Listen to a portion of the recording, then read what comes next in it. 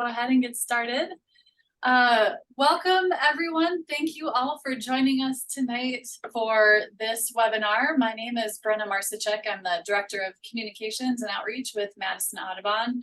And I'm so happy to be here with all of you and with the partners that helped put this presentation on. So we're gonna jump right in with a few introductions, and then we'll get to the meat of it in just a moment. So first, before we get started, I want to introduce Craig Thompson from the DNR. And Craig, I'll let you further introduce yourself and your program that you're representing tonight.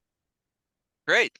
Thank you, Brenna. Hi, everybody. Welcome to the webinar. My name is Craig Thompson. I work for the Wisconsin Department of Natural Resources, specifically the Natural Heritage Conservation Program.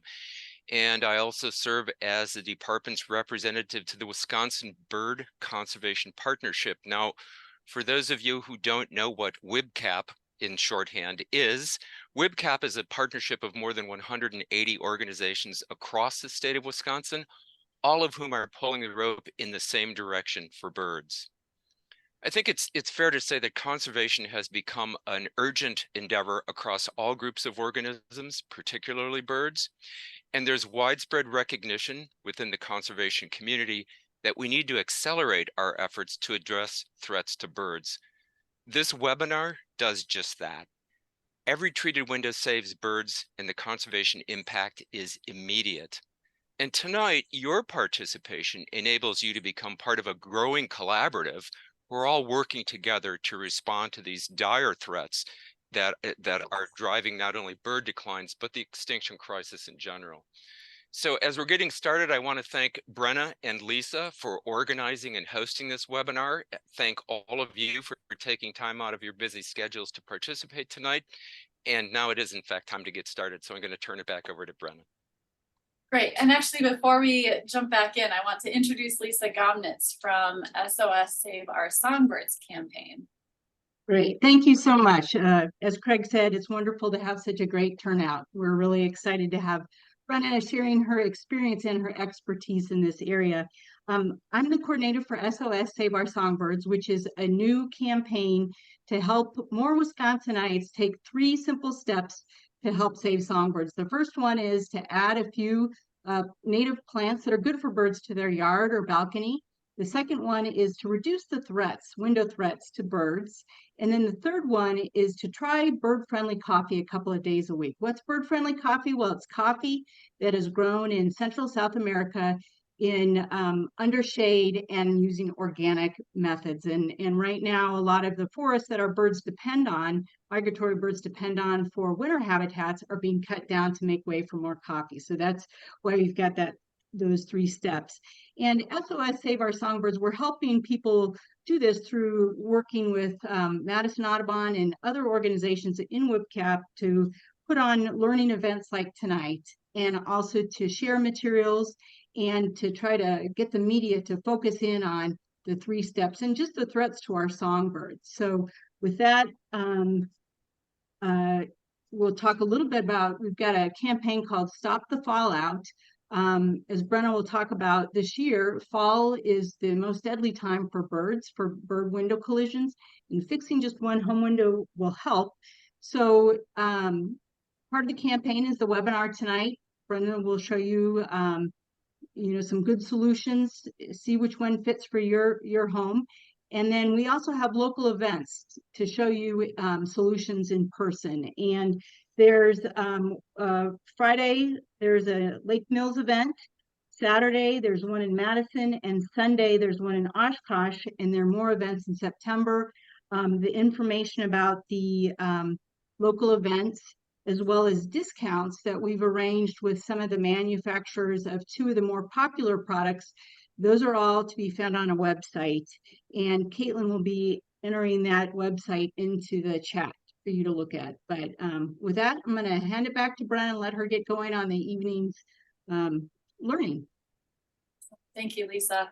I love a good coupon, so I hope you all take advantage of the discounts that Lisa provides. You'll get the links for those in just a bit. So With that, I want to reintroduce myself quick for anyone who came in late. My name is Brenna Marsichuk. I'm the Director of Communications and Outreach with Madison Audubon, and I also coordinate our Bird Collision Corps Citizen Science Program in the Madison area. So I've been involved with bird collision work for a number of years, I think since 2018, and it's been sort of a all immersive experience. You know, once you see a building with a lot of glass and you know what happens to birds in those situations, you don't ever see buildings the same way again. So I hope that by the end of this webinar, you'll also have a great understanding of what the causes of bird collisions are and how we can prevent them in our own homes, in our own neighborhoods and communities. So Madison Audubon, just a quick overview for folks who might not be familiar with our organization. We're a local nonprofit, a chapter of National Audubon, but a completely separate organization. So the main parts of our mission that centers around bird conservation have to do with habitat restoration. We own over 2,000 acres of land in South Central Wisconsin that we have restored or are actively restoring to native habitats. And that's for the benefit to birds as well as to other wildlife and plants and insects and soil microbes and everything in between, and the people who love them. So these places are free and open to the public every single day of the year, and you are welcome to come out and explore there and enjoy the wildlife that you see. There's more information. Maybe Caitlin, if you wouldn't mind dropping a link to our land section of our website where folks can find more information about that and how to get out there, that would be great. The second aspect of our mission has to do with education. So our education department visits schools and after-school groups and community centers to share a love of nature, and in particular with students and youth that have been historically excluded from conservation. So all of the schools that our educators work with either come from schools that are 50% or more families of color, or are on low or reduced or free school lunch. So it's a really fun and exciting program, and the kids are hilarious and fun to hang out with. So it's a great way to share a love of nature with a broader community. And the third branch of our mission has to do with advocacy, and that's what we're here tonight for. So our advocacy work centers around enabling our members to better understand what some of the issues that relate to bird conservation are and how they can make their voices heard, call a legislator, take some action, or whatever they deem fit for that situation. And all of this work is done in 10 counties in South Central Wisconsin. Even though our name has Madison in it, we work well beyond the Madison area. So I think if you signed up for this webinar, you probably already like birds, but in case you don't, I'm going to try and convince you that maybe you should. So who really cares about whether birds are hitting windows? When I was a kid, I remember a bird crashing into a window, and I thought it was a rare event. I thought it was, you know, me and maybe a couple other people on this whole planet that saw something like that happen. And in the time since then, it has become very clear that that was anything but rare, and that birds hitting windows is a problem. But why do we care about birds in the first place? So birds are awesome. They bring a lot of joy to life. My boss often says that we are in the joy business. And I really believe that, because seeing birds, hearing them, seeing their life cycles and nesting, seeing them come to your feeder or to your garden, being able to be out in nature and know that there are birds sharing that environment with you, not only is fun and interesting and beautiful, but it also has shown to have actual mental health and physical health benefits to the people who experience them. So birds are a great way to improve life, I think. They make life better. They also are really important ecosystem service providers. So the image of the hummingbird that you see here is a bird pollinating a flower. They can be really great pollinators. They are excellent seed dispersers, so sending out seeds into other parts of the landscape. And they eat a lot of insects and other things that need to be kept in check. They are an important part of that food web, so birds being part of the environment is essential for the functioning of a healthy ecosystem. And birds, people who like to watch birds bring a lot of economic benefit to Wisconsin and beyond as well. So ecotourism and sales of binoculars and scopes and field guides and visiting places that have great birds. These are all really important drivers of economy in a lot of places in Wisconsin. So there's also a financial benefit to having a healthy bird population. Okay, so what does that have to do with buildings?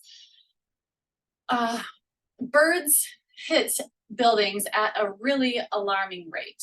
So the graphic that you see here says that upwards of 600 million birds, and that can even go up to 1 billion birds a year in the United States alone, die after hitting windows. That's every single year in just our country. That is a lot of birds. And, you know, we tend to think that it's the really tall and imposing buildings that are the problem buildings, but almost all of the problem, 99.9% of the collisions happen at either homes or low-rise buildings, apartment buildings or offices or something along those lines. So about almost half of the collisions happen at homes. That's a very significant number. And it is also, in my mind, really empowering, because that's a place that we can change. We can control what happens at our house to a large extent. So having this be this statistic in mind, I think will help motivate ourselves to do something about it. So window collisions, how bad is this problem in relation to other problems? So the graph that you see here shows the proportion of bird deaths that are caused by human actions. So the leading cause of bird deaths due to humans is outdoor cats. So these are house cats, feral cats, barn cats, any type of cat that's outside for any amount of time. They are adorable and fuzzy, and they are also talented and ferocious predators. They kill a lot of birds. But right behind cats are window collisions. So this is a big problem that we can control. Why do birds hit windows in the first place? Like, what is it about birds and glass that's so problematic?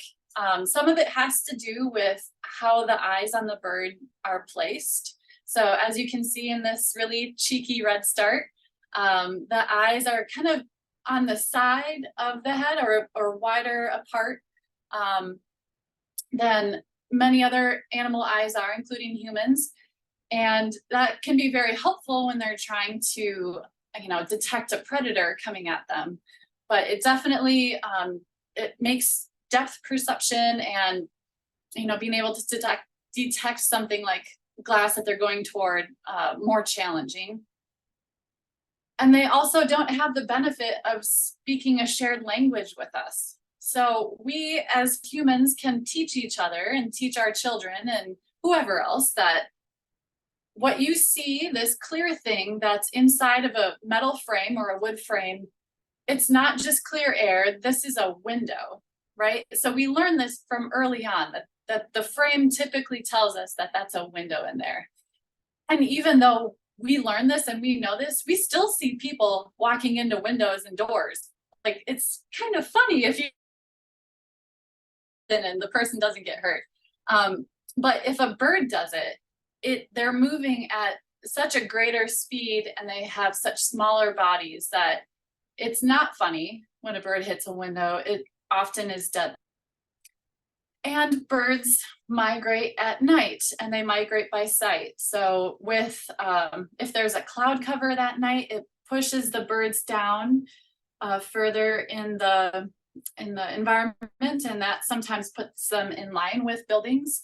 And they also will come in to rest in the morning in shrubs and trees, and then they forage where when the sun comes up and they begin to forage, what they see in the surroundings is something like this.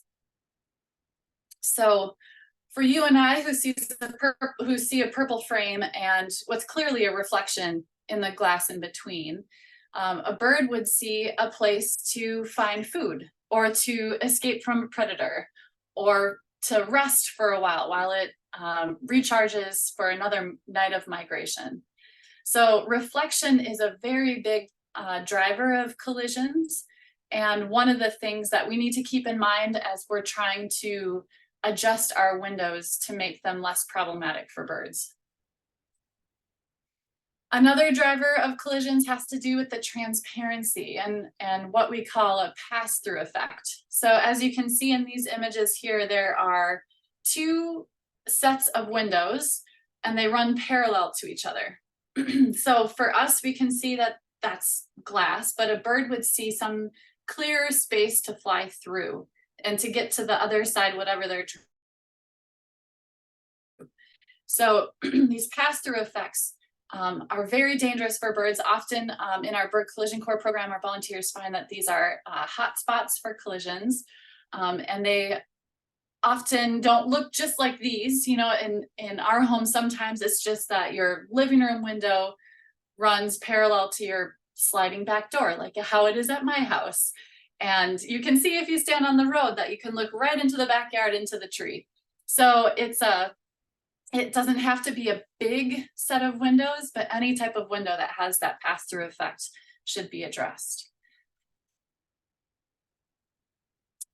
So the 9 species of birds that you see here are the most commonly found species of birds that our volunteers through Bird Collision Corps will find on their surveys. It's amazing how diverse this group of birds is. You know, you have everything from hummingbirds to woodpeckers to warblers, and they're often very pretty. Some of our top favorite birds are on this slide, and many of them are long distance migrants, which makes sense, right? Like in spring and fall, these birds are moving fast, they are moving with intent, and they have to move, they have to fly. So just by a force of quantity, collisions happen during migration more often than they do during summer and winter. And in fact, fall tends to be a higher rate of collisions as well, because there are a lot more birds now. You know, after the nesting season, there are a lot of birds that are on the landscape, and many of them are migrating, and some of them are migrating for the first time. So fall tends to have a much higher rate of collisions that we found in our bird collision core. So when we're making changes at home, there are some overarching ideas and goals that we should keep in mind. The main thing that we want to do is to reduce the transparency, so eliminate the pass-through effect as much as possible, and to reduce the reflection that birds see in the glass to prevent them from trying to get to something that they see but is a reflection and not the actual tree or shrub. So as we do this, our first step would be to figure out which windows are the problematic ones. In most cases, in most homes and most office buildings or apartment buildings, it's not all of the windows that birds are hitting. It's one or two or a few that are causing the problem. And some of it has to do with what the landscape is like next to that, or if there's a bird bath or a bird feeder next to that window. In that case, please put up a window treatment so that the birds that are eating and drinking there are safe in that area next to your window. And when you focus on those problematic windows first, you're really targeting your time and resources in an effective way. So a lot of folks already know which windows are the problematic ones. If we had videos on and I asked you to raise your hand, do you know which windows birds are hitting at your house? I think a lot of you would raise your hands. Often people will tell me it's the big picture window in the living room, or it's the sliding glass door out back. So if you don't know yet, take some time to notice where this is happening and focus there first. The next step would be to find a style that you like.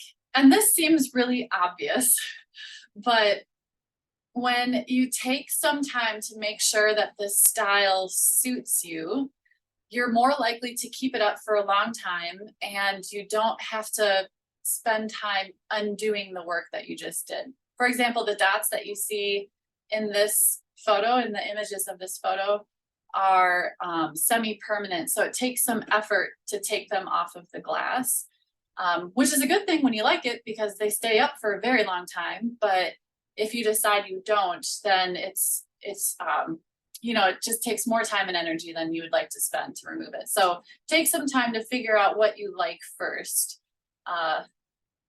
And then follow the 2-inch rule. So American Bird Conservancy, which is a fantastic organization that has done a ton of research on window collisions, has found that spacing of whatever objects or design you put on glass should be no more than 2 inches apart from the other design or object that you put on the glass. So if there's more than a 2-inch space, they've found that birds will try to maneuver their way through. They're very acrobatic and they will try to find a shortcut as often as they can. So making sure that everything is 2 inches or closer is ideal. You'll want to put the window treatment on the outside of the glass whenever possible. So by doing that, you're eliminating the transparency and the reflection at the same time. So in some cases, when folks live in like an apartment building and you can't access the outside of the glass, you can put something up on the inside and that would be great because something is better than nothing, and just do your best with it. But if you can put it on the outside, that's the ideal place to put it. And then after you put that window treatment up on that 1 or 2 windows, you should notice the change in collisions right away. It should be instantaneous. If you're finding that there are birds hitting other windows, repeat that process again. It's not the case because birds are seeing the reflection of whatever they want to in that particular window. So it's not the case that if you treat one window, they'll just decide to hit another window. It's just that window that's the problem. So if you find that there is another window that's causing collisions, you treat that one and then you should be good to go, unless you hear more collisions. You must have really awesome landscaping and windows at your house. Okay, so how do you know that it's bird safe? I mean, anyone could say something is bird safe. Anyone can put, you know, that your dishwasher soap is sustainable, but that doesn't necessarily mean that it's so. Fortunately, American Bird Conservancy has done an amazing job of researching this topic, and they use a tool called glass testing tunnels. They're very cool. They look like this. It's basically a long and narrow shed, and on one end stands a researcher with a bird, and on the other end are 2 windows that are next to each other. So one window will have no window treatment. It's just plain old glass. And next to it will be the window treatment that they're testing. So maybe it's dots or maybe it's something else. In front of both windows is a mist net to catch the birds. So there are no birds harmed in this process. There are only 2 of these testing tunnels. One is done by American Bird Conservancy and one Washington College. And in both sites, there are bird banding stations there, which is why they place their tunnels there, because there's already research going on with birds. Birds are caught and studied and banded, and then the The tunnel testers will take the ones that are least stressed out, make sure that they're okay, and send them into the tunnel. The bird flies toward the glass, trying to escape, and then the researcher studies or looks at which window they choose to fly toward, which one they think is just the best route for their escape. So if they fly toward the window treatment, you can tell that that window treatment didn't do its job as it should have. And through all of this, over the course of many, many birds being sent down the tunnel, and no two birds get sent more than once after they go down once, they're released, they're able to come up with a material threat factor. So this is how many times the bird went toward the window treatment instead of toward the plain glass. So the lower the number, the better. That means that if it's a material threat factor of 1, that means the bird went toward that window treatment only 1 time out of 100. And all the other times it went toward that clear glass side. So the lower the better. And all of the window treatments that I'll show you next are ones that have been tested in this circumstance, in this situation, and have been given a low threat factor. So they're ones that we recommend for use. So the first window treatment I'll show you is the good old-fashioned insect screen. These are great. They have a very low threat factor. So 1, a threat factor of 1.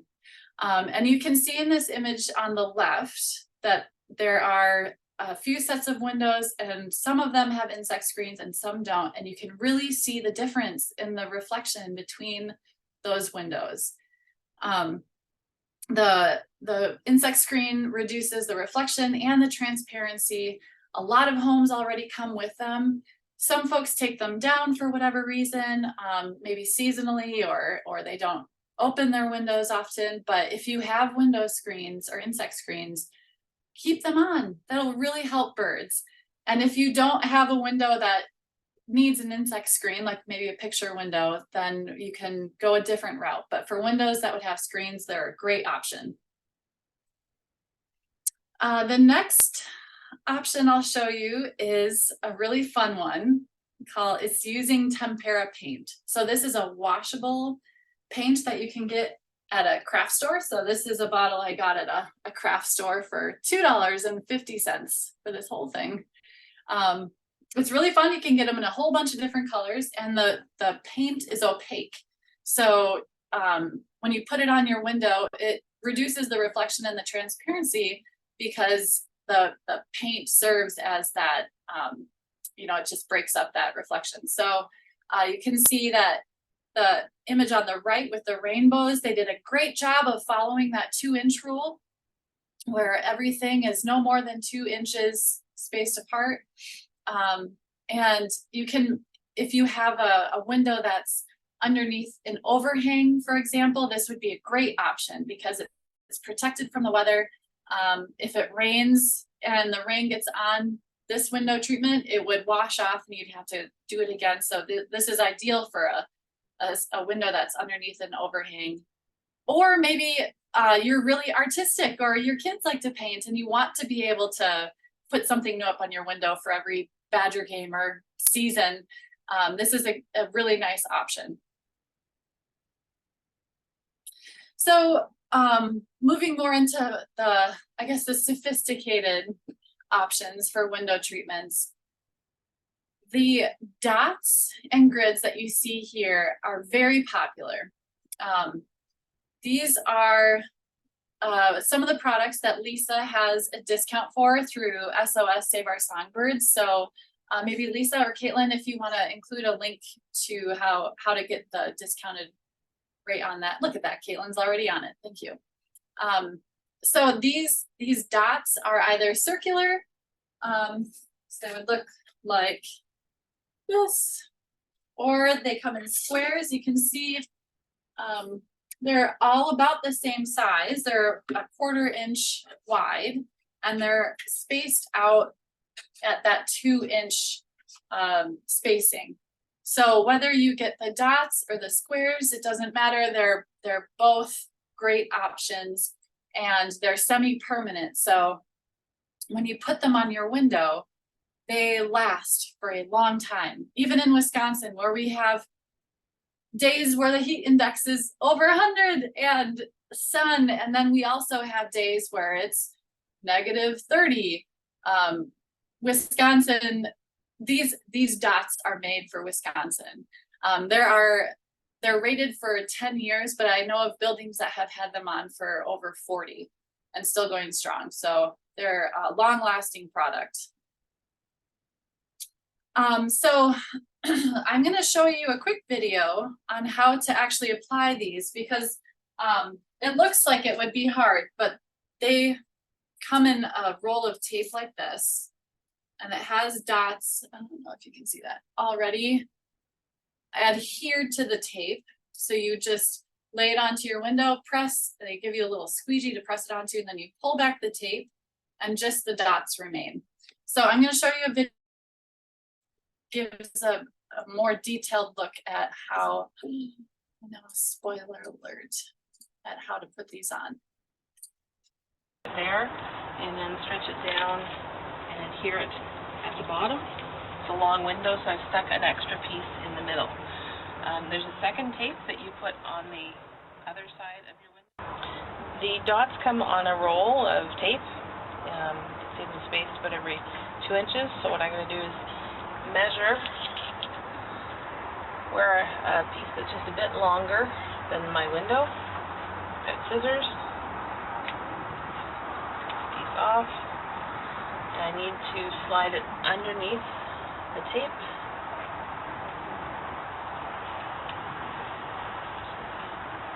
Hold it there. And figure out my spacing. Right there.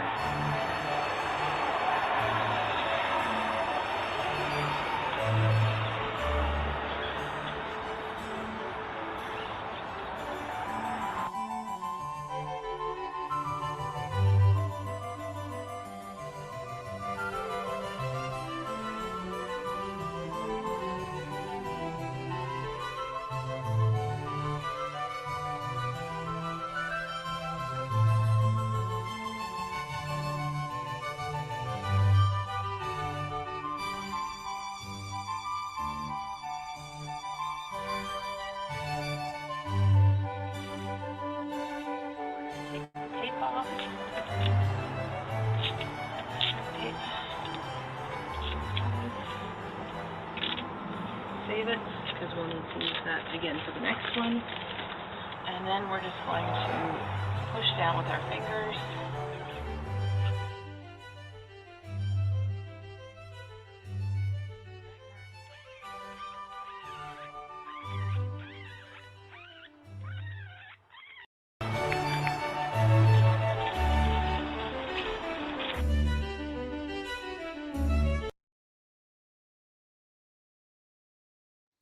That is the process of putting on these dots. It's not difficult, but it is a little time consuming and done best with a partner. So I know Brand in the photo on the right was able to do his picture window in an afternoon. And I know folks who had a lot of glass where it's taken them a weekend and an afternoon. So it's just a matter of the size of the window that you have. So the rolls that you can purchase, they come in about, I think it's 100 feet. So it's good for about a 4x4 window. So you can buy as many of those rolls and kits as you need to based on your window size. So the next window treatment that I'll show you is one for the do-it-yourself fans. This is called a paracord or Zen or bird saver curtain. They are made out of parachute cord that are very slippery, like I guess it's nylon, so they don't tangle and they don't get caught on themselves. They don't weather really, so they're great for these curtains because once you hang them up on your window, they kind of just flow in the breeze, which is why They have the name Zen curtain because it's, you know, a little bit hypnotic, like watching a campfire. And they also don't get all tangled up in themselves, and in winter, snow and ice don't bother them. So they last a long time, and they're a really great option if you like this look. So the way that you would do this is, actually, I'll show you a video of making these curtains as well.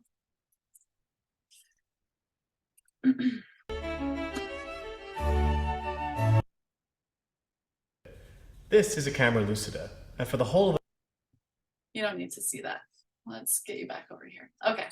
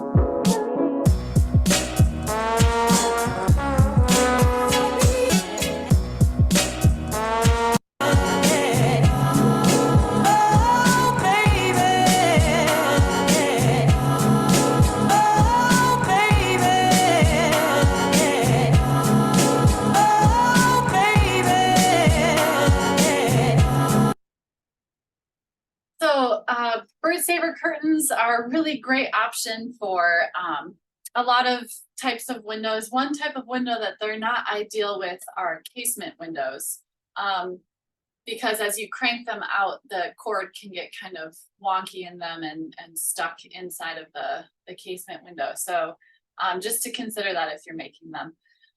There's also an option to buy a bird saver curtain. So Copian Bird Savers is the company that invented this concept, this method.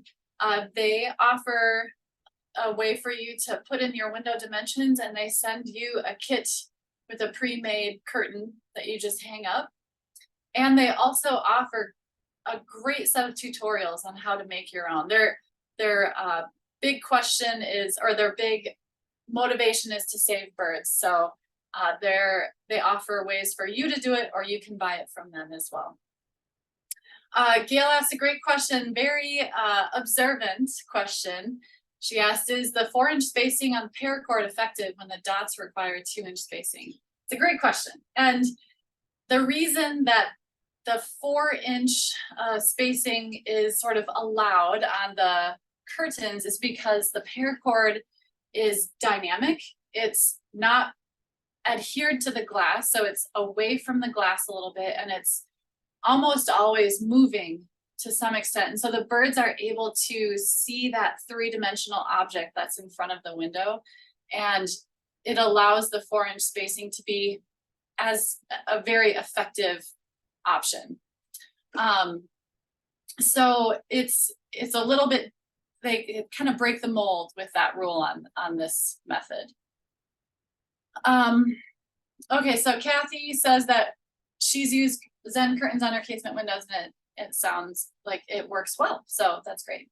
Or you attach them to the window instead of to the siding above it. It's a good idea. All right. Does the distance from the window matter? No, as far as I know, the distance from the window doesn't matter unless it's a oddly significant distance. I think if you have maybe like your your soffits, maybe you're thinking about that kind of push the edge of the area above your window out a little bit. I guess I would probably try to keep it fairly close to the window, but I can't say that that's a rule that you should do. It just seems like that would be more effective. And I can look into that more and see if I can find a real answer instead of just my best guess. Great questions, folks. If you have any questions, feel free to add them to the chat. So we often get the question, what about silhouettes? Do silhouettes work? And the answer is unfortunately, no. Silhouettes do not work. They are not an effective option for a window treatment if you use just one.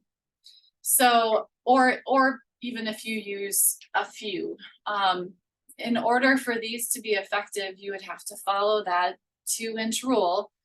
And if you put up that many silhouettes, you don't have a window anymore. I don't think that would be a viable option for most people. So silhouettes as they are sold to do are not an effective method for reducing collisions. So everything we've talked about so far has been collisions at home, and the methods of reducing collisions at home can be extended to your neighborhood and your broader community as well. So in the Madison area, we've been running in partnership with folks at the UW in Madison, as well as the Dane County Humane Society's Wildlife Center. We've run a program called Bird Collision Corps since 2018. And every spring and fall, our volunteers, citizen scientists, receive training and materials, and they go out to their assigned areas and they look for evidence of birds hitting windows in those areas. If they find a bird, they document it, whether it's dead or stunned or injured. And it's been a really interesting collection of observations and hypotheses and also solutions. So as I mentioned, the volunteers are assigned a certain set of buildings. We do our surveys only during spring and fall migration, and the surveys are done weekly within that time frame. So volunteers will go out, say, every Monday morning and look for birds at the windows at the buildings that they're assigned. Our volunteers complete their surveys by 9:30 in the morning, which allows the volunteers to find the birds that have hit windows during migration or while they're foraging first thing in the morning before other scavengers do, which is a really interesting, related but not on topic. So at the end of the survey period, we have a nice collection of data that we can use to form some hypotheses and start looking at some longer term trends over time. And after a couple of years, we have a great set of data that we can use to make recommendations. This is a problem area, this particular spot, and we recommend that you put up a window treatment that looks like this based on what these windows look like. So it's been a really successful citizen science program so far, and we're doing it again this fall in case you're in the Madison area and would like to participate. And the program has done a lot of good in our community. So the building that you see here is the Ogg Residence Hall on the UW-Madison campus. Our volunteers, actually, we didn't have this glass connector on our radar when we started the program, and a volunteer who worked in the area said that she found a bunch of birds at the bottom of this. So we started looking at it. But it's a glass connector that's 6 stories tall that connects 2 sections of the residence hall. And it's a 6-story hallway and it's encased in glass. So it's a classic pass-through effect situation. And it was absolutely a hot spot for birds. It was a very problematic site where folks were finding quite a few birds on their surveys. And so we knew we had to do something about this. So In 2020, we worked with partners on campus to find funding for and put up a window treatment on this glass connector. So 5 of the 6 stories have the feather-friendly dots. Actually, I think these are kaleidoscope dots applied to them. The 6th story didn't get a window treatment because the equipment couldn't reach high enough. So that's okay. 5 out of the 6 is pretty good. So the dots that you see here in the image are circular, and they're about the 1/4 inch wide, and they are spaced out by 2 inches. And before the window treatment went up, in this graph, you can see in orange what the collision rates were like before the window treatment. And that's just at the glass connector, which was an average of 10 collisions per season. And now after the window treatment, we have an average of 1 collision per season, which is a really wonderful reduction of bird deaths at that spot. There have been other sites that we've worked with that have put up window treatment. So Holy Wisdom Monastery in Middleton is one. American Family Insurance has their national headquarters on the east side of Madison, and they just put up a great window treatment in a similar spot where it was a skywalk that connected a parking ramp and a building, and it was a hot spot for collisions. They just put up a window treatment. So it's been really great to see the response from our partners and making some changes. And more broadly in Madison, the bird collision core data helped form Madison's bird safe glass ordinance, which is the first of its kind in Wisconsin and currently the only. But it's been very exciting. So buildings that are 10,000 square feet or more, so mostly office and commercial and large buildings, not residences, that use a certain amount of glass have to use bird safe glass.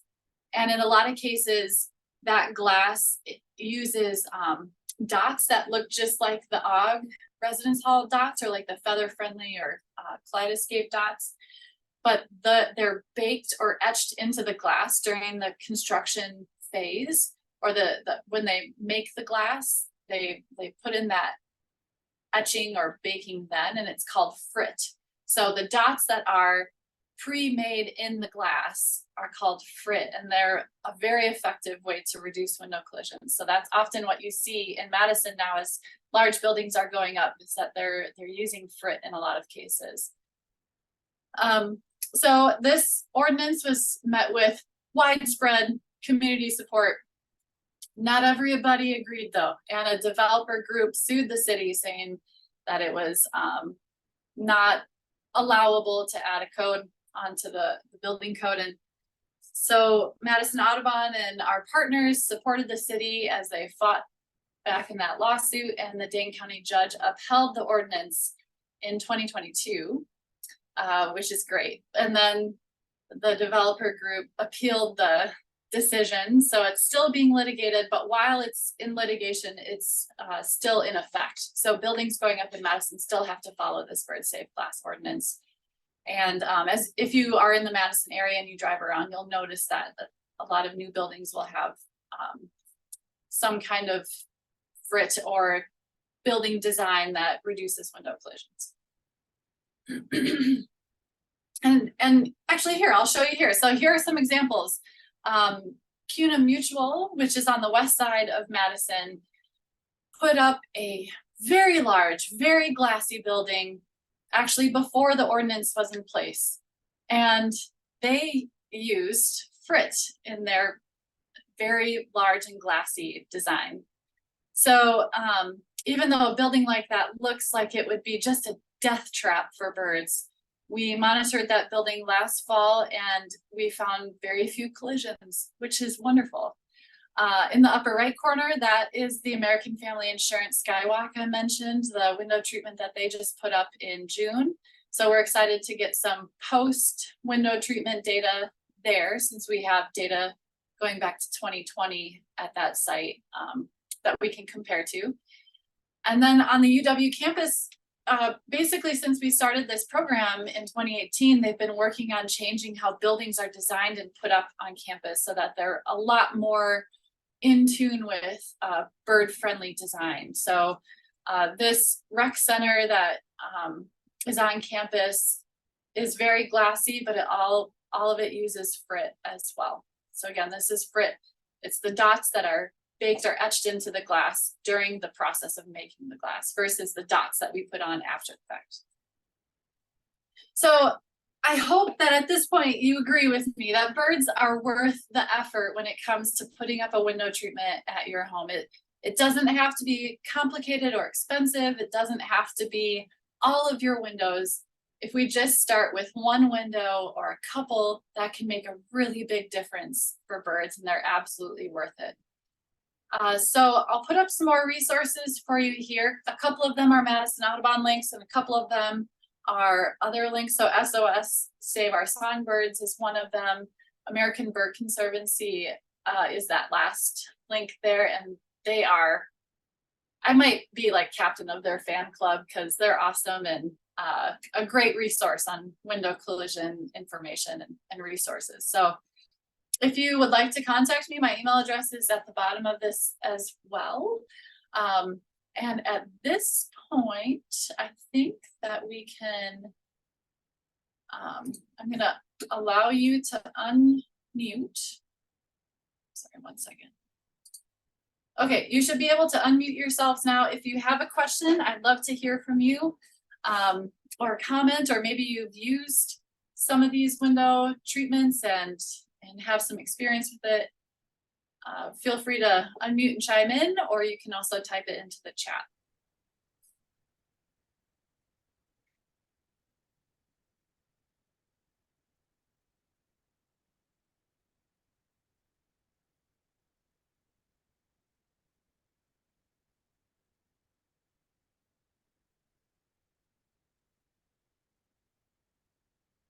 Okay, Caitlin, did I miss any questions in the chat? I think you've caught up to all of them that folks have asked so far, Brenna. Okay, great. Brenna, it's Lisa. I've got a quick thing I wanted to share with the group, which is the bird, the dots, the feather-friendly dots that you ran the video for. Those show the product that the discount is available for. Feather Friendly is also giving a discount on, they make a product called ABC Bird Tape, which actually was designed in conjunction with American Bird Conservancy, and Feather Friendly produces that for ABC. So that is also part of the discount. And then Feather Friendly does have a new product that if you have really big windows you're interested in, it's a product that allows you to lay down 6 inches of tape at a time. It comes in a roll that's 150 feet. So that might be a good option for, again, people who have larger windows. Unfortunately, we were not able to get a discount on that one, but that is available. And then they also do have a kind of more of a commercial product that is 3 feet by 3 feet wide by 150. So there are some options if you've got really large windows. Awesome, thank you, Lisa. And you also have a discount for Acopian Bird Saver curtains as well, is that right? Yes. Okay. Yes.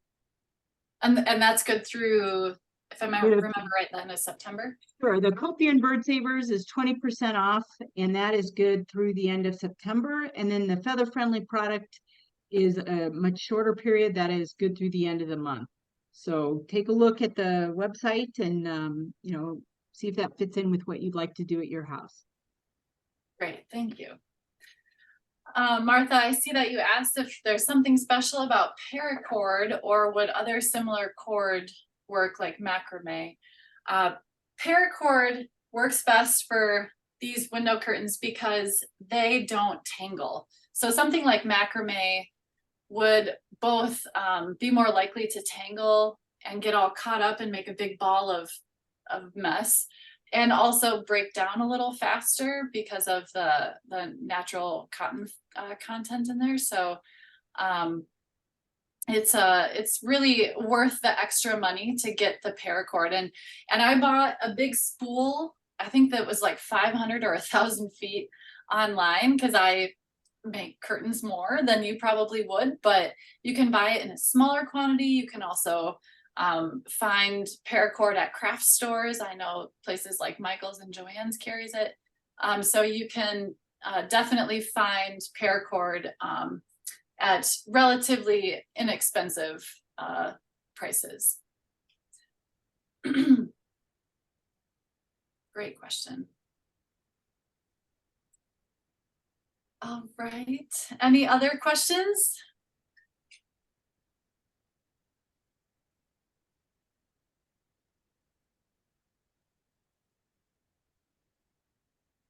Okay, well, thank you all so much for being here and for your interest in bird conservation and making your homes bird safe. Please feel free to reach out if you have any questions or want to send some photos of your window treatment. I love seeing that. So please reach out if you have any of those. And good luck. We'll talk soon, hopefully.